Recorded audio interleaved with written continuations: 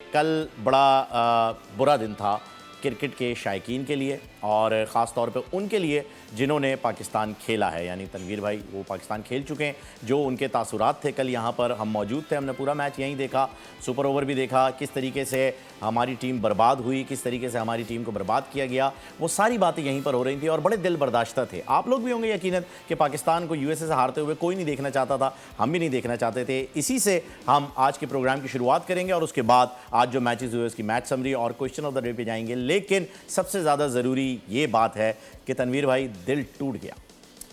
बिल्कुल। और पाकिस्तान का मैच ख़त्म हुआ, उसके बाद हम पहला शो कर रहे हैं जी और काफ़ी कुछ बातें करने को हैं और इंशाल्लाह आज करेंगे भी।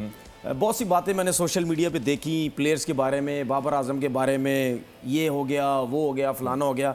मेरा उन लोगों से सबसे पहले सवाल ये है कि अगर बाबर आजम ने बैटिंग स्लो की, चले मैं आप लोगों की बात मान लेता हूं कि जी बाबर आजम ने बैटिंग स्लो की, जब 3 आउट हो चुके थे उस टाइम अगर बाबर आजम आउट होता तो आप लोग ही सारे कहते हैं कि जी बड़ा प्लेयर है, बड़ा नाम है, सुपरस्टार है, एक ही प्लेयर है पाकिस्तान के लिए, उसको रन करने चाहिए थे, उसको खड़े होकर खेलना चाहिए था, वो भी गलत शॉट मार के आउट हो गया।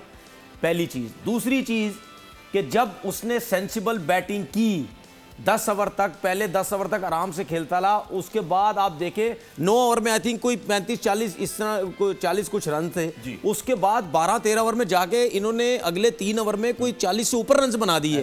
तो क्या वो बाबर आजम नहीं खेल रहा था? उसने तेज खेलने की कोशिश की, उसने कोशिश ये की कि भाई 10 ओवर तक अब मैं विकेट पे खड़ा हुआ हूं, शादाब थोड़ा सा मारना शुरू किया, उसने सोचा कि चलें यार अब तेज खेलने की कोशिश करते हैं। अब उसने तेज भी खेला, उसके बाद शादाब ने जो उसने बैटिंग की, लेकिन बाद में आके आजम खान, इफ्तिखार, बाकियों ने कुछ नहीं किया, जिसकी वजह से हम 159 रन कर सके। अगर वो ये करते तो जरूर हम 180, 175 हम इतना जरूर चले जाते। हमारा मिडिल ऑर्डर चले जी, मैं मान लेता हूं एक जगह पे आपकी कि जी आजम की वजह से, बाबर आजम की वजह से रन कम हुए। मुझे ये बताएं कि ये जो हमारी स्ट्रेंथ है, ये जो 4 फास्ट बॉलर हम लेके गए हैं, बड़े टॉप 4 फास्ट बॉलर, दुनिया के वन ऑफ द बेस्ट, हम अपने मुंह से हमारे लोग कहते हैं one of the best bowling attack in world cricket है, ठीक है, T20 में। उसके बाद आपके पास स्पिनर शादाब, भाई ये क्या 160 पे इनको आउट नहीं कर सकते? अच्छा, उसके बाद भी बॉलिंग में भी गलतियां निकाली जा रही हैं कि जी बाबर आजम ने कप्तानी गलत की। चले मेरी बात, मैं ये बातें क्यों कर रहा हूं?